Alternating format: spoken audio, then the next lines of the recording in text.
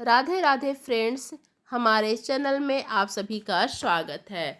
Friends, आप सभी जानते हैं कि राजा दशरथ के 4 पुत्र थे, लेकिन बहुत लोग नहीं जानते हैं कि उनकी एक पुत्री शांता भी थी।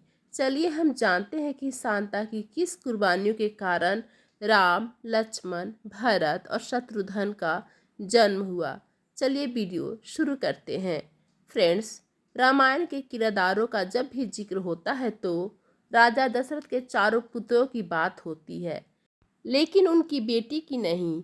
बहुत कम लोग ही जानते हैं कि उनकी एक बेटी भी थी जिसका नाम शांता था। देवी शांता का जिक्र वाल्मीकि रामायण के बाल कांड में किया गया है। विष्णु पुराण में इन्हें राजा दशरथ और महारानी कौशल्या की पुत्री बताया गया है। विष्णु पुराण में देवी शांता से जुड़े एक प्रसंग का वर्णन किया गया है। विष्णु पुराण के एक प्रसंग के मुताबिक एक बार रानी कौशल्या की बहन रानी वर्षिणी अयोध्या पहुंची। वर्षिणी अंग देश के राजा सोमवाद की पत्नी थी। हालांकि विवाह के लंबे समय के बाद तक उन्हें कोई संतान नहीं हुई। देवी शांता को देखकर रानी वर्षिणी की ममता जाग उठी, लेकिन अगले ही पल संतान न होने की बात याद कर वह दुखी हो गईं। रानी वर्षिणी के चेहरे पर दुख के भाव देखकर राजा दशरथ ने मायूसी की वजह पूछी।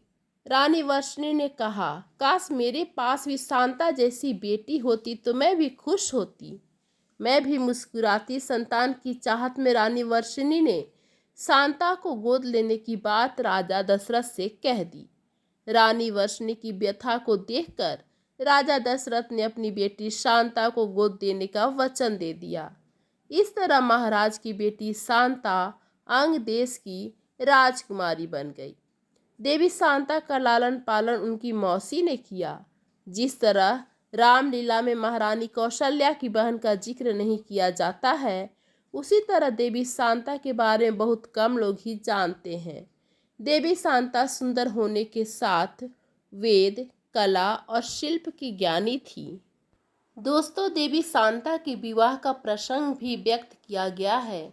एक बार की बात है जब रोमपद के राज्य में सूखे के हालत बन गए। हालत धीरे धीरे और बिगड़ने लगी। अकाल की स्थिति बनने पर राजा रोमपद ने ऋषि श्रृंगी को आमंत्रित किया और समस्या का हल पूछा। ऋषि श्रृंगी ने यज्ञ कराने की बात कही। पूरी विधि विधान के साथ यज्ञ कराया गया। राज्य में भारी बारिश हुई। सभी के चेहरे खिल गए। देश की समस्या का समाधान करने पर राजा सोमपाद ने बेटी शांता का विवाह ऋषि श्रृंगी के साथ कर दिया। कहा जाता है कि ऋषि श्रृंगी महान मुनि थे। वो जहाँ रहते थे वहाँ शांति और समृद्धि बनी रहती थी। जहाँ कदम रखते थे वहाँ हरियाली रहती थी। शांता अपने पति के साथ खुशी खुशी रहने लगी। दोस्तों, उधर राजा दशरथ के यहाँ क्या होता है सुनिए। बेटी को गोद देने के बाद राजा दशरथ के कोई संतान नहीं हुए। राजा दशरथ काफी परेशान रहने लगे। तब उन्होंने अपनी समस्या ऋषि वशिष्ठ को बताई। ऋषि वशिष्ठ ने दशरथ से श्रृंगी ऋषि से पुत्र कामेष्टि यज्ञ करवाने की सलाह दी। ऋषि श्रृंगी का नाम सुनकर उन्हें अपनी बेटी की याद आ गई।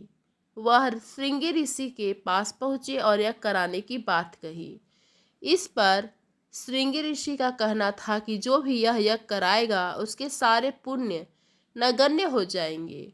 उसकी तपस्या का सारा प्रताप खत्म हो जाएगा। उन्होंने शांता से कहा, अगर मैंने यह यज्ञ कराया तो तुम्हें जंगल में रहना पड़ेगा। यह सुनकर देवी शांता ने उन्हें मनाया और कहा, मैं यह सब कुछ सह लूंगी। आप मेरे माता पिता के लिए यज्ञ करा दीजिए। इस तरह देवी शांता ने उन्हें यज्ञ करने के लिए राजी किया। ऋषि श्रृंगी ने राजा दशरथ को संतान प्राप्ति के लिए यज्ञ किया। यज्ञ सफल हुआ और राजा दशरथ के 4 पुत्रों राम, भरत और जुड़वा लक्ष्मण और शत्रुघ्न का जन्म हुआ। इस तरह देवी शांता ने राजा दशरथ के पुत्रों के लिए अपना त्याग किया और वे जंगल में अपना जीवन व्यतीत करने लगी। तो दोस्तों, ये थी राजा दशरथ की पुत्री शांता की कहानी।